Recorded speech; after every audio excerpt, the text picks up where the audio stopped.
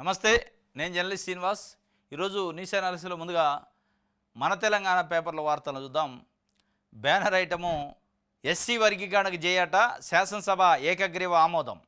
దళితులకు కాంగ్రెస్ పార్టీ ఎప్పుడు అండగా ఉంటుంది. వర్గీకరణ బిల్లు ద్వారా మా చిత్తశుద్ధిని చాటుకున్నాం. దశాబ్దాల సమస్యకు శాశ్వత పరిష్కారం చూపాం. వర్గీకరణ పోరాటంలో అమరులైన వారి కుటుంబాలకు ప్రభుత్వ పథకాల ప్రాధాన్యం. జనాభా దామాష ప్రకారం రిజర్వేషన్ పెరగాలి. అసెంబ్లీలో సీఎం రేవంత్. ముఖ్యమంత్రి పట్టుదల వల్ల ఇది సాధ్యమైంది. చిత్తశుద్ధితో చేశాం. మంత్రులు దామోదర, ఉత్తమ్. శాసనమండలిలో 3 బిల్లులకు ఆమోదం. ఎస్సీ వర్గాలకు సంబంధించిన ఎమ్మెల్యేలు మొత్తం పోయి ముఖ్యమంత్రికి బొక్యాలు అందిస్తున్నారు. ఎస్సీ వర్గీకరణకు జైగొట్టిందని చెప్పి సుప్రీంకోర్టు జడ్జిమెంట్ ఆగస్టు 1, 2024 నాడు వచ్చింది. దానికి అనుగుణంగా ఏ రాష్ట్రాలకు ఆ రాష్ట్రాలే చట్టాలు చేసుకొని ఎస్సీ వర్గీకరణ అమలు చేసుకోవచ్చు అని చెప్పింది. దాంట్లో దేశంలో మొట్టమొదటి రాష్ట్రంగా తెలంగాణలో అమలు అవుతుంది. ఇది వాస్తవంగా అప్రిషియేట్ చేయాలి. ఇది కాకపోతే అనేక అబ్జెక్షన్స్ ఉన్నాయని ఎంఆర్పిఎస్ వ్యవస్థాపక అధ్యక్షుడు మందకృష్ణ మాదిక్ గారు చెప్తుండు.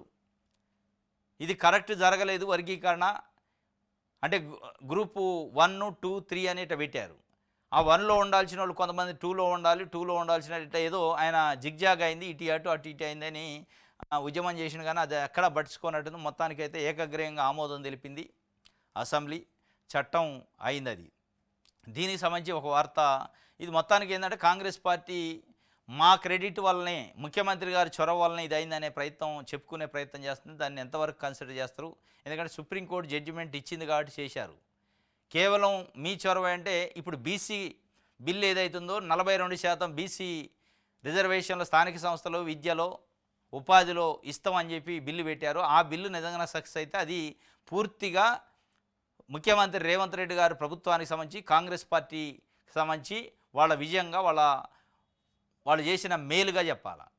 కేవలం ఎస్సీ వర్గీకరణని కంప్లీట్గా 100% చెప్పలేము. అది సుప్రీంకోర్టు ఇచ్చిన జడ్జిమెంటు. దాన్ని ఎట్టి పరిస్థితులు అమలు చేయాల్సిందే. అమలు చేయకుండా ఉండడానికి అవకాశమే లేదు. ప్లస్ వాళ్ళు హామీ ఇచ్చారు. సుప్రీంకోర్టు జడ్జిమెంట్ వస్తుంటే అసెంబ్లీలోనే ముఖ్యమంత్రి గారు ప్రకటన చేసిన దేశంలో మొట్టమొదటిసారి మనమే అమలు చేయబోతున్నామని దాన్ని మాట నిలబెట్టుకోవడం. బీసీల విషయంలో కూడా ఇది నిలబెట్టుకోవాలి. నిజంగా కమిట్మెంట్ ఉంటాయి. కానీ ఇవాళ బీసీల విషయంలో, బీసీలకు రిజర్వేషన్ల విషయంలో బంతిని బీజేపీ కోర్టులో వేసే ప్రయత్నం చేసినట్టుంది తప్ప దాన్ని అమలు చేయడానికి పెట్టినట్టు లేదు. బీసీ రిజర్వేషన్లు అనే అంశాన్ని బీజేపీ కోర్టులకు నెట్టేసి బీజేపీ పైన నెపం పెట్టే ప్రయత్నం చేస్తున్నట్టే ముఖ్యమంత్రి రేవంత్ రెడ్డి అనిపిస్తుంది తప్ప దాన్ని అమలు చేయడానికి పెట్టినట్టు అమలు చేస్తారనే నమ్మకమో బీసీలలో లేదు. అందుకే ఇవాళ కాంగ్రెస్ పార్టీ దాని గురించి ప్రచారం కూడా చేసుకోలేని పరిస్థితి. బీసీలకు 42% రిజర్వేషన్ సంబంధించి ఏకగ్రీయంగా ఆమోదం తెలిపిన అసెంబ్లీలో అని చెప్పుకోలేని పరిస్థితి వచ్చింది. ఎందుకంటే అది అమలు అయిద్దో కాదో తెలియని పరిస్థితి. ఇది రాజకీయం కోసం బీజేపీ పార్టీ కోర్టులో బంతిని నెట్టేసే ప్రయత్నం చేసిండు. కేంద్రం కోర్టులో బంతిని నెట్టే ప్రయత్నం చేశారు. అది నెట్టారు. ఇక అక్కడి నుంచి వస్తే మళ్ళా క్రెడిట్ మాది అంటారు. అక్కడి నుంచి రాకపోతే దానివల్ల దాని ఎఫెక్ట్ ఎవరిది అంటే బీజేపీ దాన్ని చెప్పే ప్రయత్నం చేస్తారు. ఇది మొత్తానికైతే బీసీలకైతే నష్టం చేసే అవకాశం. అన్ని పార్టీలు ఎవరు కూడా కమిట్మెంట్గా ఉన్న టైం అందరూ బీసీ చెప్పాయి. ఏ పొలిటికల్ పార్టీ చూడు తెలంగాణలో ఇవాళ బీసీ బీసీ బీసీ బీసీ అని నినాదం జపం చేస్తాను. కానీ ఒక్కళ్ళు కూడా కమిట్మెంట్ లేదు. ఎవరికి వాళ్ళే ఇవాళ ఇంక్లూడింగ్ బీఆర్ఎస్తో సహా బీసీ జపం చేస్తుంది. ఇవాళ బీసీకి 42% ఉన్నదాన్ని 23% చేసిన బీఆర్ఎస్ కూడా బీసీ జపమే చేస్తుంది. బీసీ హక్కుల కోసం, బీసీ రిజర్వేషన్ల కోసం పోరాటం చేసి తీర్మార్మాలను కూడా పోయి కేటీఆర్ని కలిసిండు. గడిచిన 10 సంవత్సరాలు డ్రామారావు అన్నాడు. రామారావుని, కేటీ రామారావుని, కవితని తైతక్క అన్నాడు, పాతాల పోషెట్టి అన్నాడు, మాజీ ముఖ్యమంత్రి కేసీఆర్ని లక్షల కోట్లు సంపాదించారన్నాడు, తెలంగాణని పట్టి పీడించారు అన్నాడు. వాళ్ళనే పోయి కలిసిండు. మరి అవసరం ఏమొచ్చిందో తెలియట్లే. అంటే ఇలా కేటీఆర్ బీఆర్ఎస్ మద్దతు ఇస్తేనే బీసీలు ఐక్యం అవుతారా? లేదంటే కారా? మీరే స్టేజీల మీద చెప్తారు. ఎవడైనా మాకు ఒకటే అగ్రవర్ణాలు, అది రెడ్డి అయినా, వెలమైనా, కమ్మైనా, బ్రాహ్మణైనా, ఇంకోటైనా అని మళ్ళీ మీరే పోయి కలుస్తారు. కలిసేది ఎవరిని? మీరు పోయిన సమస్య ఏంది? బీసీ సమస్య. కలిసింది ఎవరిని? కేటీ రామారావుని. ఆయన బీసీ నాయకుడా? అదేమైనా బీసీ పార్టీయా? మరి అట్లా కలిసే కాడికి వస్తే కాంగ్రెస్ పార్టీని కలవాలి, తెలుగుదేశం పార్టీని కలవాలి, జనసేనని కలవాలి, బీజేపీని కలవాలి. కలిశారా? కలవలే. కలుస్తారా? ఇక అయితే ఇప్పుడు మళ్ళీ ఫోర్స్ అయితే కలుతారు. ఇది బీసీ వర్గాలలో ఒక అపనమ్మకాన్ని మూటగట్టుకునే ప్రయత్నం, ఒక అపనమ్మకాన్ని మూటగట్టుకునే ఎస్టాబ్లిష్ చేసే అది తప్ప నిజంగానే కమిట్మెంట్ ఉన్నట్టు ఉద్యమం చేస్తున్న బీసీ నాయకులపైన నమ్మకం లేకుండా బీసీలకు అయింది. ఈ ప్రయత్నం చేస్తున్న ప్రభుత్వం పైన నమ్మకం లేకుండా అయింది. మాట్లాడుతున్న పార్టీల పైన కూడా నమ్మకం లేకుండా పోయింది. ఎందుకంటే అందరూ నటిస్తున్నారు, జీవిస్తున్నారు, నటన కాదు. ఎవరు కూడా కమిట్మెంట్తోని నిజంగానే బీసీలకు న్యాయం జరగాలని ఎవడూ ప్రయత్నం చేయట్లే. నిజంగానే ప్రయత్నం చేసే కాడికి వస్తే వాళ్ళ పొలిటికల్ పార్టీల అధ్యక్షుల మొత్తాన్ని బీసీలు చేయాలి. ఇలా బీఆర్ఎస్ మీరు పోయి కేటీఆర్ని కలిశారు కదా, డ్రామారావు అని మీరు చెప్పే డ్రామారావుని, ఆ వర్కింగ్ ప్రెసిడెంట్ బీసీకి ఇవ్వను, ఆ ప్రెసిడెంట్ బీసీకి ఇవ్వను, అపోజిషన్ లీడర్ బీసీకి ఇవ్వను. నిజంగా ఇస్తారా? అది అయిద్దా? ఆయన అసెంబ్లీకే రాని అపోజిషన్ లీడర్ని బీసీ నాయకులు ఉన్నారు కదా వాళ్ళ దాంట్లో ఇస్తే అప్పుడు మీరు బీసీల కోసం బీఆర్ఎస్ ఉంది మేము పోయి కలిసినాం అని చెప్పొచ్చు. ఇలా బీజేపీ పార్టీ ఉంది, అధ్యక్షుడు కిషన్ రెడ్డి బీసీకి ఇవ్వను, ఫ్లోర్ లీడరు బీసీకి ఇవ్వనండి. బీసీ లీడర్ లేరా? ఇయ్యరు. కానీ మనం పోయి కలుస్తాం. అందరూ మళ్ళీ చెప్తారు బీసీల కోసమే పార్టీలు ఉన్నట్టు మాట్లాడుతున్నట్టు. ఇది ఎలా జరుగుతుంది? ఇంకోటి, గ్యారంటీలకు పెద్దపేట. నేడు అసెంబ్లీలో రాష్ట్ర బడ్జెట్ 3,20,000 కోట్లతో 11 గంటల 14 నిమిషాలకు శాసనసభలో బడ్జెట్ ప్రవేశపెట్టిన డిప్యూటీ సీఎం బట్టి విక్రమార్క, మండలిలో మంత్రి శ్రీధర్ బాబు గ్యారంటీలకు పెద్దపేట వేస్తారట. అసలు పేటే లేదు, పెద్దది లేదు, చిన్నది లేదు. పేట ఎక్కడిది? నిజంగానే మీరు పేట ఉంటే ఇవాళ పెద్దపేట ఎటువైంది గ్యారంటీలకి? మీరు అన్న 6 గ్యారంటీలు 100 రోజుల్లో అమలు చేస్తున్నాను. 100 రోజులు అయిపోయాయి. 100 రోజులు అయిపోయింది. ఎప్పుడు 450 రోజులు అయింది, ఇప్పటికి దాటిపోయింది ప్రభుత్వం ఏర్పడి. ఇవాళ మళ్ళీ పెద్దపేట ఎటువైంది? వేయాల్సిన పెద్దపేట ఎప్పుడు వేయాలి? 100 రోజుల్లోనే అమలు చేయాలి, అయిపోయింది. ఇక 6 గ్యారంటీలు లేవు, ఆ కథ అయిపోయా అన్నట్టు ఉండాలి. కానీ గ్యారంటీలు అమలు లేదు, ఇంకా మళ్ళీ పెద్దపేట అంటున్నారు. ఇప్పుడు 2వ సంవత్సరంలో పరిపాలన చేసుకుంటూ పెద్దపేట అంటున్నారు. ప్రజలు ఏమనుకుంటున్నారంటే అసలు పేటే లేదురా నాయన, అన్ని అబద్ధాలు హామీలు ఇచ్చారా, ఈ గ్యారంటీలు కాదు అని చెప్పి. ఎందుకు అంటే వృద్ధులకి, వికలాంగులకి, పెన్షనర్లకి 4,000 రూపాయలు పెన్షన్ చేస్తున్నాడు, దాని గురించి వదిలేశారు. అది 6 గ్యారంటీల్లో ఉంది. మహిళలకు 2,500 రూపాయలు పెన్షన్లకి ఇస్తా అన్నారు 18 నుంచి 60 సంవత్సరాలు ఉన్న వాళ్ళకి, అది వదిలేశారు. అది కూడా గాలికి పోయింది. ఆ గ్యారంటీ 100 రోజులు అన్నారు, 100 రోజులు పోయింది. ఏంది మీరు ఇచ్చిన గ్యారంటీ అంటే బస్సులో ప్రయాణం, గ్యాసు, కరెంటు, ఈ 3 తప్ప మిగతా ఏమొచ్చినాయి? ఇందిరా మిల్లు వచ్చినాయా? రేషన్ కార్డులు వచ్చినాయా? మహిళలకి డబ్బులు వచ్చినాయా? 2,500. ఈ గ్యారంటీలు 100 రోజుల్లో అమలు కావాల్సిన గ్యారంటీలని ఇవాళ 15 నెలల్లోకి వచ్చిన తర్వాత కూడా మేము పెద్దపేట వేస్తామంటే జనాల చెవిలో పూలు పెడతానట. మీరు ఏం చెప్తున్నట్టు? అంటే ఈ గ్యారంటీలు కాదు, మోసాలు, అబద్ధాలు, ఓట్ల కోసం, సీట్ల కోసం చెప్పిన అబద్ధాల కింద లెక్కేయాలి. కానీ ఇవాళ పేట లేదు, అసలు పేటే లేదు, చిన్నది లేదు, పెద్దది లేదు, ఏది లేదు. ఇవాళ వేసే పేటలు అది పేట కిందకే రాదు. అది అమలు చేసే కమిట్మెంట్ ఉంటే ఈ కథ ఉండదు, ఇన్ని రోజులు ఆగదు.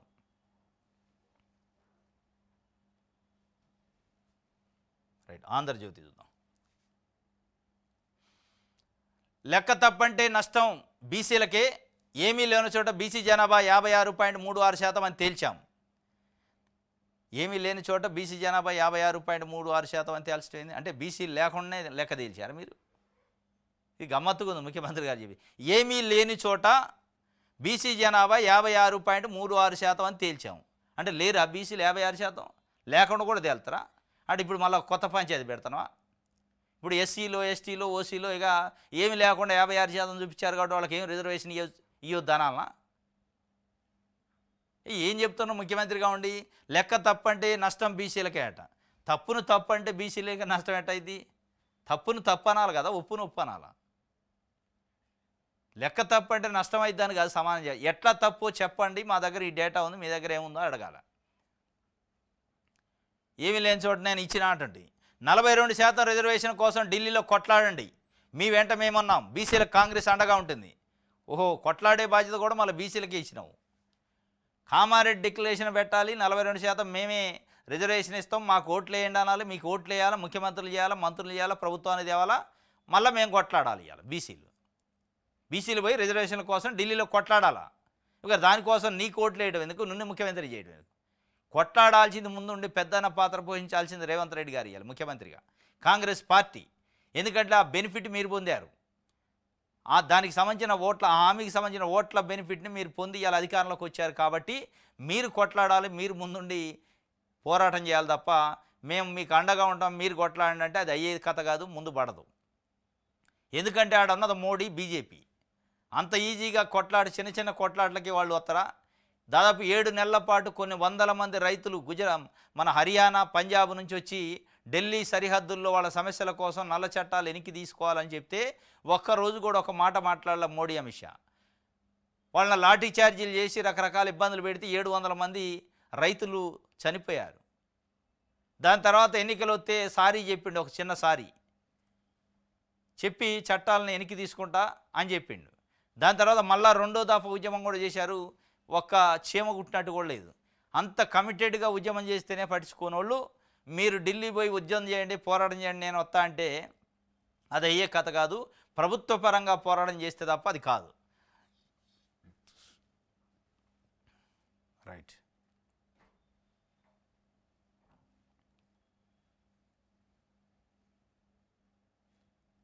ఇది ప్రభాకర్ రావు, శ్రవణ్ రావులకు రెడ్ కార్నర్ నోటీసులట. ఫోన్ ట్యాపింగ్ కేసులో కీలక పరిణామం చోటు చేసుకుంది. ఈ కేసులో ప్రధాన నిందితులైన ప్రభాకర్ రావు, శ్రవణ్ రావుపై రెడ్ కార్నర్ నోటీసులు జారీ అయినట్టు తెలిసింది. దీంతో విదేశాల్లో ఉన్న వీరిని భారత్కు రప్పించేందుకు మార్గం సుగమమైంది. వారిద్దరిపై రెడ్ కార్నర్ నోటీసులు జారీ అయినట్టు సిబిఐ తెలంగాణ సిఐడికి సమాచారం ఇచ్చినట్టు తెలిసింది. ఈ కేసులో ఇప్పటికే ప్రభాకర్ రావు, శ్రవణ్ రావు పాస్పోర్ట్ను పోలీసులు రద్దు చేయించారు. ఇక మొత్తానికి 15 నెలలకు కానీ మోక్షం అయింది. ప్రభాకర్ రావుని, శ్రవణ్ రావుని ఫోన్ ట్యాపింగ్ చేసిన దొంగలు పోయి యూఎస్లో దాక్కుంటే వాళ్ళని బట్టకు రావడానికి 15 నెలలు పట్టింది తెలంగాణ ప్రభుత్వానికి. ఇప్పటికి కూడా ఉత్తరం రాదు, గ్యారెంటీ లేదు. రెడ్ కార్నర్ నోటీసులు జారీ చేశారంటే ఇప్పుడు ఏమైనా గుంజకొత్తరేమో. మరి వచ్చి మళ్ళీ వాళ్ళని జైల్లో పెట్టి మేపటం తప్ప ఏమైనా ఉంటుందా అంటే ఏముండదు. మనకు తెలుస్తుంది కదా. 15 నెలలు అయింది. కేసీఆర్ కుటుంబం 1,00,000 కోట్లు సంపాదించిందని కాంగ్రెస్, రేవంత్ రెడ్డి మొత్తుకున్నాయి 5 ఏళ్ల నుంచి 10 ఏళ్ల నుంచి. 1,00,000 రూపాయలు కూడా రికవరీ చేయలే. మళ్ళీ దానికి జ్యుడిషియల్ కమిషన్లో జీతాలు దండగా. ఇక అట్లే ఉంటుంది ఈ ప్రభాకర్ రావు కథగా. రెడ్ కార్నర్ నోటీస్ ఇచ్చి తీసుకొచ్చినా మళ్ళీ జైల్లో పెట్టి మేపటం తప్ప దాంతో అయ్యేది లేదు, దాంతో పోయేది లేదు. రైట్. ఉపాధి వేతనం 400 ఇవ్వాలి, ప్రతి కుటుంబానికి 150 పని దినాలు కల్పించాలని కేంద్రానికి కాంగ్రెస్ నేత సోనియా గాంధీ డిమాండ్. గ్రామీణ ఉపాధి హామీ పథకం MGNREGAను కేంద్రంలో బీజేపీ ప్రభుత్వం నిర్వీర్యం చేస్తుందని కాంగ్రెస్ అగ్రనేత సోనియా గాంధీ ఆరోపించారు. ఉపాధి కూలీలకు రోజువారీ కనీస వేతనాన్ని 400కు పెంచాలని, ప్రతి కుటుంబానికి ఏడాదికి 150 పని దినాలు కల్పించాలని డిమాండ్ చేశారు. రాజ్యసభలో మంగళవారం 0 అవర్లో సోనియా మాట్లాడుతూ 2005లో తమ యూపీఏ ప్రభుత్వం ఆయనలో తీసుకొచ్చిన ఈ చారిత్రక చట్టం కోట్లాది మందికి ఉపాధి భద్రత కల్పిస్తుందని, అయితే నేటి ఎన్డీఏ ప్రభుత్వం ఈ పథకాన్ని నిర్వీర్యం చేయడం ఆందోళనకరమని అన్నారు. కాంగ్రెస్ పార్టీ అగ్రనాయకురాలు సోనియా గాంధీ గారు నిన్న రాజ్యసభలో మాట్లాడారు. ఈ భారతదేశంలో ఉన్న కొన్ని కోట్ల మంది ఉపాధి హామీ కూలీల గురించి. వాళ్ళ కూలీ 400 రూపాయలు ప్రతి రోజుకి ఇవ్వాలి, ప్లస్ సంవత్సరంలో 150 రోజులు పని దినాలు కల్పించాలి. 2005లో యూపీఏ ప్రభుత్వం చాలా హిస్టారికల్గా తీసుకొచ్చిన చట్టం ఇది. దాంతో పేదరిక నిర్మూలన, ఉపాధి అవకాశాలు నిర్మూలన జరిగింది, ఉపాధి అవకాశాలు మెరుగైనవి. ఉపాధి లేని వాళ్ళకి ఒక చట్టబద్ధతతో ఉపాధి కల్పించే ఒక చట్టాన్ని తీసుకొచ్చింది, దాన్ని నిర్వీర్యం చేస్తుంది ఇవాళ ఎన్డీఏ ప్రభుత్వం అని చెప్పింది. వాస్తవంగా అది ఉపాధి హామీ చాలా ఉపయోగపడుతుంది. ఉపాధి కింద 400 రూపాయలు జీతం పెంచాలి, అదా కూలి పెంచాలని చెప్తున్నారు, వేతనం. కానీ ఇదే ఉపాధి హామీ పైన తెలుగు రాష్ట్రాల్లో మనం గమనించిన దాంట్లో ఉపాధి హామీ స్కీమ్ మంచిదే, దాంట్లో చేస్తున్న పనులలో లోపం ఉంది. అంటే ప్రజలకి పనికొచ్చే ప్రజా ఉపయోగమైన పనులు చేయట్లే, ఏదో మమ అనిపించి పని కల్పించాలి కాబట్టి కనిపించిన కాబట్టి చేసినట్టు చేసే రిజిస్టర్లలో రాస్తున్నారు తప్ప అది పర్మనెంట్గా ప్రజలకి ప్రజా ఉపయోగానికి పనికొచ్చే రోడ్లో, చెరువులో, కుంటలో, కాలువలో తవ్వే కార్యక్రమం చేయట్లే. ఏదో సైడ్ తూటిబుర్రలో, కంప చెట్లో కొట్టించే కార్యక్రమం చేసి అది దేనికి ఉపయోగపడలే. కొన్ని కోట్ల రూపాయల నిధులు పోతున్నాయి, కానీ ప్రజలకి కన్స్ట్రక్టివ్గా ఉపయోగపడే కొన్ని ఆస్తుల్ని క్రియేట్ చేయట్లే. రోడ్లు వేయచ్చు, కాలువలు తవ్వచ్చు, చెరువులు తవ్వచ్చు, కుంటలు తవ్వచ్చు, కానీ అవి చేయట్లే. అవి చేయకుండా ఏదో మమ అనిపించే కార్యక్రమాలు చేస్తున్నారు. దీనివల్ల ప్రభుత్వ ధనం ఖర్చు అవుతుంది, కానీ ప్రజలకు కూడా ఉపయోగం ఉండాలి కదా. పోయేది ప్రజలకు ఇబ్బంది లేదు, ప్రజలు పని చేసి డబ్బులు తీసుకుంటున్నారు. ఆ పని ఏదో ఉపయోగకరమైన పని చేయించితే ప్రజలతోని, ఉపాధి హామీ కూలీలతోని ప్రజలే ఉపయోగించుకుంటారు. ఒక రోడ్డు వేశారనుకో, అక్కడ పనిచేసే కూలీలు ప్రజలే ఉపయోగించుకుంటారు. ఒక కాలువ తీశారనుకో, ఒక మంచినీటి ట్యాంక్ కట్టారనుకో, ప్రజలు ఉపయోగించుకుంటారు. అదే ప్రజలకు ఉపయోగపడాలి, ప్రజల సొమ్ముతోని ప్రజలు బాగుపడాలి. కానీ అది జరగట్లేదు దురదృష్టవశాత్తు. దానిపైన జిల్లా కలెక్టర్లు, ప్రభుత్వం కూడా ఆలోచించాలి, ఉపయోగకరమైన పని కల్పించే ఏర్పాటు చేయాలి.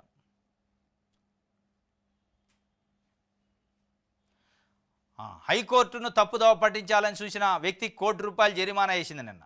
విలువైన ప్రభుత్వ భూమి కొట్టేయాలని కుట్ర, తప్పుడు పత్రాలు, వాస్తవాలు దాచిపెట్టిన పిటిషన్లు ఏప్రిల్ 10లోగా జరిమానా సొమ్ము చెల్లించాలి. హైకోర్టు న్యాయమూర్తి జస్టిస్ నగేష్ భీంపాక తీర్పు ఇచ్చిండు నిన్న. హైకోర్టునే తప్పుదోవ పట్టించాలని చూసిండు వెంకట్రామరెడ్డి అట నిన్న. ఇది హైదరాబాద్ జిల్లా బండ్లగూడ మండలంలో కందికల్లో సర్వే నెంబర్ 310/1, 310/2లో 9 ఎకరాల 11 కుంటల భూమి ఉంది. తనకు వారసత్వంగా సంక్రమించిందని దాని విషయంలో అధికారులు జోక్యం చేసుకోకుండా ఆదేశాలు ఇవ్వాలని కోరుతూ నాంపల్లి సంగీత నగర్ చెందిన వెంకట్రామరెడ్డి హైకోర్టులో పిటిషన్ వేసిండు. 1980లో తన తండ్రి పట్టాభిరామరెడ్డి రిజిస్టర్డ్ సేల్ డీడ్ ద్వారా భూమి కొన్నట్టు తెలిపారు. రెవెన్యూ రికార్డులో పట్టా భూమిగా రికార్డు చేసిన పొరపాటున ఆబాది భూమిగా రికార్డు అయి అలాగే కొనసాగినట్టు పేర్కొన్నారు. అయితే అది ప్రభుత్వ భూమి అని పిటిషనరు ఆక్రమణదారు అని పేర్కొంటూ ఆర్డీఓ జిల్లా కలెక్టర్ లేఖ రాశారు. ఆ భూమిలో రిజిస్ట్రేషన్లు కాకుండా నిషేధిత జాబితాలో పెట్టారు. ఇది అక్రమం అన్నది పిటిషనర్ వాదన. ఇది కేసు ఇది అనమాట. హైదరాబాదు బండ్లగూడ మండలంలో 310/1, 310/2 సర్వే నెంబర్లో 9 ఎకరాల 11 కుంటల భూమి నాదది. నా తండ్రి నుంచి వారసత్వంగా వచ్చింది. నా తండ్రి సేల్ డీడ్ చేసుకున్న 1980లో. దాంట్లో రిజిస్ట్రేషన్ చేసే దాంట్లో ఇన్వాల్వ్ అవుతుంది ప్రభుత్వ అధికారులు. దాన్ని వాళ్ళని కాకుండా చేయండి అని కోర్టుకి వేసిండు అధికారుల మీద. అధికారులు కోర్టుకి లేదు అది ఆబాది భూమి, అది ప్రభుత్వ భూమి, నిషేధ జాబితాలో ఉంది, దాన్ని రిజిస్ట్రేషన్ చేయడానికి వీల్లేదు, అందుకే మేము ఇన్వాల్వ్ అవుతున్నామని వాళ్ళు చెప్పారు ఒక కేసులో. చెప్తే ఆ కేసుని అట్టు ఉంచిండు. ఇక అక్కడ ఆయన గుట్టు బయటపడది. ఈ కేసు ఉన్నది చెప్పకుండా ఇంకో దగ్గర కేసు వేసిండు. అట్లా మార్చి కోర్టులు మారుస్తూ కేసులు వేసినట్టు ఒక 4-5 కేసులు. జనరల్గా ఒక కేసు వేసేటప్పుడు దానికంటే ముందు ఇదే విషయం పైన ఏదైనా కోర్టులో కేసు ఉంటే ఆ కేసును గురించి దాంట్లో చెప్పలే, దాచిపెట్టిండు, హైడ్ చేసిండు. అంటే కోర్టును తప్పుదోవ పట్టించే కార్యక్రమం చేసిండు. కాబట్టి ఆ పిటిషనర్ని ₹1,00,00,000 జరిమానా కట్టాలి 1 వీక్లో అని చెప్పింది. ఏప్రిల్ 10 కల్లా ₹1,00,00,000 జరిమానా విధించి ఇప్పుడు ఆయన కేసును కూడా డిస్పోజ్ చేసి పడేసింది. భూమి పోయింది, డబ్బులు పోయినాయి, జరిమానా పడింది. ఇగో కోర్టులను కూడా తప్పుదోవ పట్టించే గనులు ఇవాళ ఉన్నారు. నువ్వు కేసు వేసి కేసుని కేసు లెక్క కొట్లాడాలి, మెరిట్స్ మీద కొట్లాడాలి తప్ప నువ్వు కోర్టునే తప్పుదోవ పట్టించే పరిస్థితికి వచ్చిందంటే దాంట్లో నిజం లేదు, నీ కేసులో నిజం లేదనేది కోర్టు గమనించినట్టుంది. మొత్తానికి వెంకట్రామరెడ్డి ₹1,00,00,000 జరిమానా వేసింది. ఇది ఒక రకంగా అరుదుగా జరుగుతాయి ఇట్లాంటివి.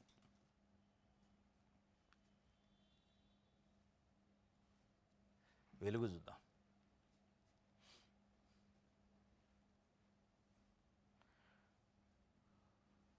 హైదరాబాద్లో బతకాలంటే నెలకు 31,000 కావాలంటే సింగిల్ రూమ్ కావాలన్నా 8,000 పెట్టాల్సిందే. ఇంటి కిరాయి, సామాన్లు, రవాణా ఖర్చులకే జీతం కథం. నెలకు స్కూల్ ఫీజులు, వైద్య ఖర్చులు అదనం. 15,000 జీతానికి పనిచేస్తున్న లక్షలాది మంది. ఇన్ఫోమెన్స్ సంస్థ సర్వే రిపోర్టులు వెల్లడి. లివింగ్ కాస్ట్లో 6వ స్థానంలో హైదరాబాదు, మొదటి స్థానంలో బెంగళూరు, చివరి స్థానంలో జైపూర్. హైదరాబాద్లో నిజంగానే ఇలా బతకాలంటే పేద ప్రజలు, మధ్యతరగతి ప్రజలు బతికే పరిస్థితి లేదు. చిన్న ప్రైవేట్ ఉద్యోగాలు చేసుకునే కుటుంబాలు చాలా అవస్థలు పడుతున్నాయి. పిల్లల ఫీజులు పే చేయలేక, ఇంట్లో నిత్యావసర వస్తువులకి కిరాయిలు, రెంట్లు, దేనికి కూడా చాలా ఇబ్బందికరమైన పరిస్థితి. కనీసం బతకాలంటే నెలకు ఒక 30,000-31,000 ఉంటే తప్ప బతికే పరిస్థితి లేదు హైదరాబాద్లో అన్నారు. కానీ ఇలా 15,000 జీతానికి కూడా చేసేవాళ్ళు ఉన్నారు. ఇవాళ హైదరాబాద్లో 15,000 జీతాన్ని, నెలకు 15,000 జీతానికి పనిచేసే ఎంప్లాయీస్ కొన్ని లక్షల మంది ఉన్నారు హైదరాబాద్. అంటే ఏ స్థాయిలో ఇబ్బంది పడుతున్నారో, ఎట్లా ప్రజలు ఇబ్బంది పడుతున్నారు అనేది ఒక సంస్థ సర్వే చేసిందట, ఇన్ఫోమెన్స్ అనే సంస్థ. ఆ సర్వేలో వచ్చింది లివింగ్ కాస్ట్లో 6వ స్థానంలో ఉందట హైదరాబాద్. బెంగళూరు మొదటి స్థానంలో ఉంది, 6వ స్థానంలో హైదరాబాద్ ఉంది, చివరి స్థానంలో జైపూర్ ఉంది. అంటే జైపూర్లో బతకడం ఈజీ అన్నట్టు, చాలా తక్కువ ఖర్చుతో బతకొచ్చు. హైదరాబాద్లో చాలా ఇబ్బందికరమైన పరిస్థితి. కొన్ని కోట్ల మంది ప్రజలు ఉన్నారు, లక్షల మంది ప్రజలలో యూపీ నుంచి, బీహార్ నుంచి, జార్ఖండ్ నుంచి, వేరే రాష్ట్రాల నుంచి వచ్చి బతకడానికి వచ్చిన వాళ్ళు కనీసం 10,000-15,000 జీతాలకి పనిచేస్తున్నారు. తిండికి బట్టకి కష్టంగా ఉన్న పరిస్థితులు, కుటుంబాలు గడవని పరిస్థితి. ఇవాళ లివింగ్ కాస్ట్ చాలా పెరిగింది. 31,000 జీతం మినిమం ఉంటే తప్ప బతికే పరిస్థితి లేదట. హైదరాబాద్ సంబంధించి ఒక రిపోర్ట్ ఇది.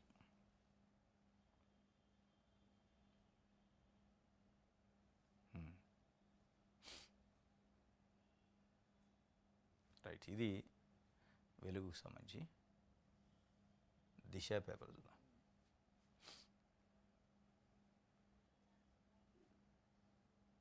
నేడో రేపు బీజేపీకి కొత్త చీఫ్ వస్తారట తెలంగాణకి. ఇప్పటికే హైకమాండ్ కసరత్తు పూర్తి చేసింది. ఓ సీనియర్ నేత పేరు ఫైనల్. ఎమ్మెల్సీ ఎన్నికల్లో గెలుపుతో పార్టీకి మరింత బూస్ట్ అట. ఇది ఒక వార్త. నేడో రేపో తెలంగాణ బీజేపీ అధ్యక్షుడిని ఎంపిక చేస్తారట. మరి ఓ సీనియర్ నేత ఫైర్ ఫైనల్ అయిందట. మరి ఆ సీనియర్ నేత ఎవరు? ఆల్రెడీ బీజేపీలో ఫస్ట్ నుంచి ఉన్నోళ్ళ, కొత్తగా జాయిన్ అయిన సీనియరా? బీజేపీలో ఫస్ట్ నుంచి ఉన్నోళ్ళైతే మాజీ ఎమ్మెల్సీ రామచంద్రరావుని ఈ మధ్యకాలంలో ఢిల్లీకి పిలిచింది అధిష్టానం. మరి ఏం చెప్పింది, ఆయనకి ఏమైనా ఫైనల్ అవుతుందో తెలియదు. ఈటెల రాజేంద్ర మల్కాజ్గిరి ఎంపీకి ఎక్కువ అవకాశాలను బీసీ నాయకుడు, బీసీకి అవకాశం ఇస్తారని ఒక చర్చ. మరి ఎవరికి ఇస్తారో చూడాలి. ఇంకోటి, అసెంబ్లీకి వెళ్లకుంటే ఫామ్ హౌస్ ముట్టడి, మీరు సృష్టించిన సమస్యలను మీరే పరిష్కరించాలి. కేసీఆర్కు మల్లన్న సాగర్ యువకుల హెచ్చరిక, నిర్వాసితుల సమస్యలు ప్రస్తావించాలని డిమాండ్. అసెంబ్లీకి వెళ్ళకపోతే నీ ఫామ్ హౌస్కి వచ్చి ముట్టడి చేస్తాం నిన్ను అని చెప్పి కేసీఆర్కి హెచ్చరిక జారీ చేశారు మల్లన్న సాగర్ నిర్వాసితులు. ఆ మల్లన్న సాగర్ నిర్వాసితులు R&R కాలనీ అని ఉంటుంది. కొన్ని వేల మందిని తీసుకొచ్చి ఒక దగ్గరే గంపగుత్తగా పెట్టారు. చాలా ఇబ్బందికరమైన పరిస్థితి. ఉపాధి లేదు, పని లేదు, కూలీ లేదు, ఇల్లు గడవని పరిస్థితి. దాదాపు రోజులో ఒకళ్ళిద్దరు చనిపోయే పరిస్థితి. హార్ట్ అటాకులు, స్ట్రోకులు రకరకాలు వచ్చి మనాదికి. ఎందుకంటే పని లేదు, భూములన్నీ పోయినాయి, ఏం పని చేసి బతకాలో తెలియదు. వీళ్ళు ఇచ్చిన పరిహారం అయిపోయింది, ఇల్లు ఉంది ఆకారానికి, ఉండటానికి ఇల్లు తప్ప తినడానికి తిండి లేని పరిస్థితి, చేసుకోవడానికి పని లేని పరిస్థితి. ఈ R&R కాలనీ మల్లన్న సాగర్ బాధితుల బాధ మామూలు స్టోరీ కాదు, ఒక సినిమా తీయొచ్చు. నువ్వు ఆ సమస్యని క్రియేట్ చేసింది నువ్వే, దాని గురించి మాట్లాడాల్సిన, అసెంబ్లీలో మాట్లాడాల్సిన నువ్వే, పరిష్కరించాల్సింది.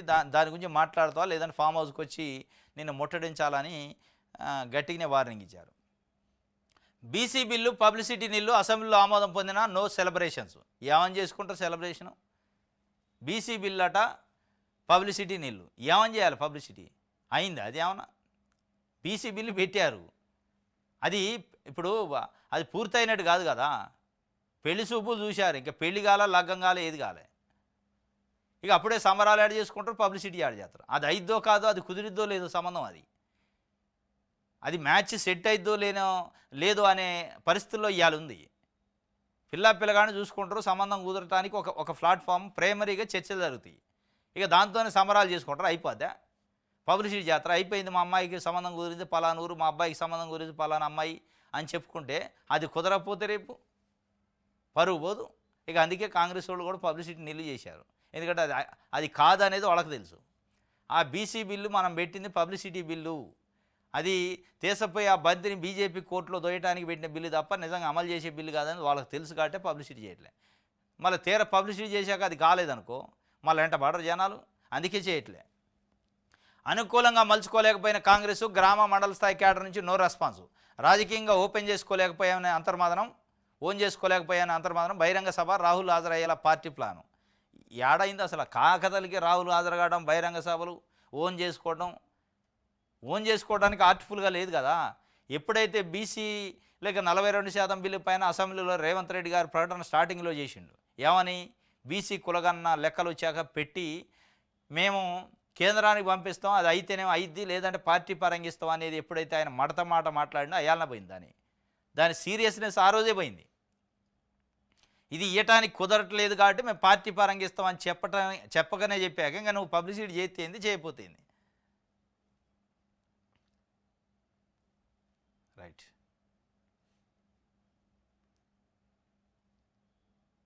సీఎంతో గుమ్మడి నరసయ్య భేటీ అట. ఎట్టకేలకు భేటీ అయ్యాడట. ఇల్లేంద మాజీ ఎమ్మెల్యే గుమ్మడి నరసయ్య సీఎం రేవంత్ రెడ్డిని కలిశారు. మంగళవారం అసెంబ్లీలోని సీఎం ఛాంబర్లో మర్యాదపూర్వకంగా భేటీ అయ్యారు. ఆయన మధ్యలో సీఎంను కలవడానికి పోతే అపాయింట్మెంట్ ఇవ్వలేదని చాలా విమర్శలు వచ్చినాయి. 5 సార్లు ఎమ్మెల్యేగా పనిచేసిండు. లెఫ్ట్ పార్టీ నుంచి నిజాయితీపరుడు, ప్రజాసేవకే రాజకీయాల్లోకి వచ్చిండగా ఆయనకి ఏం లేదు. ఆయనకి నిజంగానే మిగతా రాజకీయ నాయకులు, పార్టీలలో ఉన్న వ్యక్తుల లెక్క ఫామ్ హౌజులు లేవు, బంగ్లాలు లేవు, కార్లు లేవు, బెంజ్ కార్లు, ఆడి కార్లు, ఫార్చ్యూనర్ కార్లు, ఏది లేదు. నిల్లు అయ్యాల ప్రజాసేవలోకి ఏ రోజు అయితే వచ్చిండో ఆ రోజు ఎట్లా ఉండో ఈ రోజు అట్లే ఉండవు. అట్లాంటి నాయకుడు కూడా అపాయింట్మెంట్ ఇలా 4 సార్లు పోయిండట, ప్రయత్నం చేసిండు కలవటానికి. మరి అందరూ తెలుసు గుమ్మడి నరసయ్య గారు మాజీ ఎమ్మెల్యేని, పోలీసులకు తెలుసట, అక్కడ ఉన్న సెక్యూరిటీ వాళ్ళకి తెలుసు, నమస్తే పెడతాడట. కానీ లోపలికైతే లేదు సార్ అంటున్నారట అనుమతి. లేదు నేను వచ్చినా అని చెప్పండి, నేను ఇట్లా గుమ్మడి నరసయ్య అని చెప్తే ముఖ్యమంత్రి గారు గుర్తుపడతారు, నేను తెలవని వాళ్ళు ఉండరు ఈ రాష్ట్రంలో అని చెప్పారట వీళ్ళు. లేదు వెనక్కి పంపండి అని చెప్పిండట. గుమ్మడి నరసయ్య అయినా ఉత్త నరసయ్య అయినా నేను కలవను ఇప్పుడని చెప్పిండట.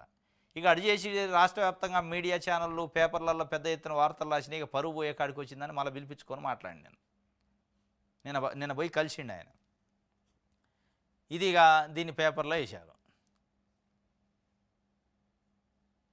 ఎందుకంటే చాలా బాధ అనిపిస్తుంది. 5 సార్లు ఎమ్మెల్యే చేసిండు. చాలా ప్రజాసేవ కంకణం కట్టుకునుండు. ఆయన 4 సార్లు అపాయింట్మెంట్ కోరితే ఎనికి పంపిండు గేట్ కాడ నుంచి. రమ్మని మళ్ళా. కలవచ్చు రమ్మని కూడా ఎనికి పంపిన దాఖలాలున్నాయి. కానీ ఏ మెగా కృష్ణారెడ్డి, ఏ ఆదాని పైన మీరు ఆరోపణలు చేశారో మొత్తం తెలంగాణ లూటీ చేశారని చెప్పారు. వాళ్ళు రేవంత్ రెడ్డి గారికి కలవటానికి నిమిషాలలో అపాయింట్మెంట్ ఉంది. కానీ మొత్తం ప్రజల జీవితాన్నే ప్రజల కోసం త్యాగం చేసిన గుమ్మడి నరసయ్యకి అపాయింట్మెంట్ లేదు. మరి దీన్ని ఏమనాలి? ఎవరి ఆత్మగౌరవాన్ని మీరు కాపాడుతున్నట్టు?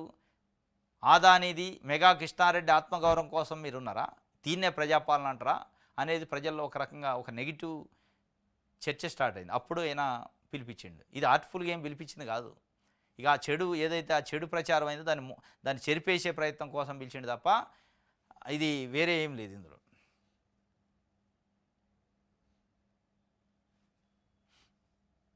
సాక్షి చూద్దాం.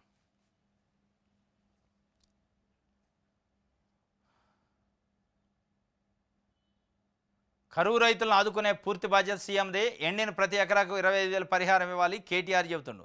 బడ్జెట్ సమావేశాల్లో పరిహారం ప్రకటించాలని డిమాండ్. కరువు ముంపుపై ముందే హెచ్చరించిన సర్కారు పట్టించుకోలేదని మండిపాటు. బాధ్యత నుంచి ప్రభుత్వం తప్పుకుంటే రైతులతో కలిసి ఉద్యమిస్తామని హెచ్చరిక.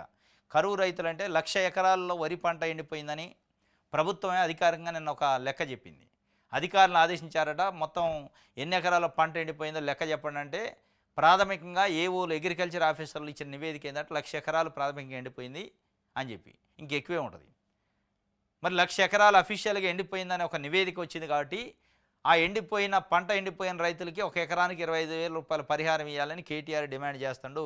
ఆ బాధ్యత సీఎందే, లేదంటే ఎట్టి పరిస్థితుల్లో బడ్జెట్ సమావేశాల్లో వదిలిపెట్టాం మేము అని చెప్తుండు.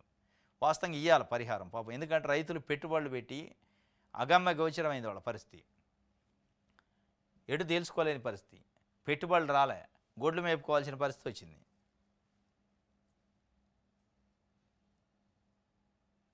రైట్. ఆడపిల్లలకు స్కూటీలు ఏవి? ఇచ్చిన హామీలు అమలు చేయండి. రేవంత్ సర్కార్పై ఎమ్మెల్సీ కవిత మండిపాడు. స్కూటీలు ఇస్తానన్నారు. కాంగ్రెస్ పార్టీ గెలిస్తే ఆడపిల్లలకు స్కూటీలు ఇస్తానన్నారు. ఆ స్కూటీలు ఎక్కడ అని స్కూటీ బొమ్మ పట్టుకొని ఎమ్మెల్సీ కవిత గారు నిరసన వ్యక్తం చేశారు. మా ఆడపిల్లలకి అంటే మహిళల పక్షాన బీసీల పక్షాన పోరాటం చేస్తానన్నమాట. ఇగో కాంగ్రెస్ పార్టీ అధికారంలోకి వచ్చిన 15 నెలలు అవుతున్నా మహిళలకు ఇచ్చిన హామీలలో ప్రభుత్వం విఫలమవుతుందని ఎమ్మెల్సీ కవిత ఆరోపించారు. నిన్న తులం బంగారం ఇవ్వబోమని శాసనమండలి సాక్షిగా చెప్పారని, నేడు ఆడపిల్లకు స్కూటీలు ఎగ్గొట్టే పని చేస్తారని మండిపడ్డారు. విద్యార్థులను ప్రియాంక గాంధీకి పోస్ట్ కార్డులు రాస్తున్నారని, ఇప్పటికైనా ఆడపిల్లలకు స్కూటీలు ఇవ్వాలని డిమాండ్ చేశారు. ఎన్నికల సందర్భంగా ఇచ్చిన హామీలు అమలు చేయాలని డిమాండ్ చేశారు. మాట తప్పడం, మడమ తిప్పడం కాంగ్రెస్ పార్టీ నైజమని ఆరోపించారు. రాష్ట్రంలో అన్ని వర్గాలను వంచినట్టే విద్యార్థులను కూడా మోసం చేశారని వాపోయారు. స్టేషన్ గన్పూర్ సభలో ఇచ్చిన హామీలు అమలు చేయలేమని కాంగ్రెస్ ప్రభుత్వం చేతులెత్తేసిందన్నారు. హామీలు ఇచ్చినట్టుగా డిగ్రీ ఆపై చదివిన విద్యార్థులకు స్కూటీలు ఇవ్వాలని కోరారు. ఇది కాంగ్రెస్ పార్టీ అధికారంలోకి వస్తే డిగ్రీ ఆపై చదువుకున్న విద్యార్థులకి స్కూటీలు ఇస్తాం ఉచితంగా. ఎడిపోయిందో స్కూటీ, ఎత్తుక్కోవాల్సిన పరిస్థితి. వీ వాంట్ స్కూటీ అని చెప్పి మొన్న ప్రియాంక గాంధీకి లెటర్లు రాశారు. పోస్ట్ కార్డు ఉద్యమం చేశారు అమ్మాయిలు, విద్యార్థులు. మరి ఆమెకు చేరినాయా లేదా? అక్కడి నుంచి ఉలుకులేదు పలుకులేదు. మళ్ళీ నేను కవిత గారు దానిపైన ఉద్యమం తీసుకున్నారు. వాళ్ళకి ఇస్తానన్న మహిళలకు ఇచ్చిన హామీలన్నీ ఎగ్గొట్టే కార్యక్రమం చేస్తారు. ఇది కరెక్ట్ కాదని చెప్పి. రైట్. ఇది ఆంధ్రప్రభ. ఇది ఈరోజు న్యూస్ ఛానల్స్. రేపు తాజా వార్తలతో తిరిగి కలుసుకుందాం. Thank you.